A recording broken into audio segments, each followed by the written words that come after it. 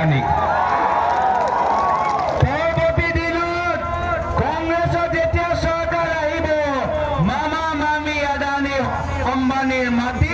আমি দুখীয়া মানুহৰ মাজত বিতৰণ কৰিম আমি দুখীয়া মানুহৰ মাজত বিতৰণ কৰিম আজি আমি দেখা পাইছো যে দুখীয়া মানুহক সহায় কৰিব পৰা নাই হিমন্ত বিশ্ব শৰ্মা ডাঙৰীয়া এতিয়া নিজে ঘৰৰ প্ৰতি মুখ্যমন্ত্ৰী হৈ গৈছে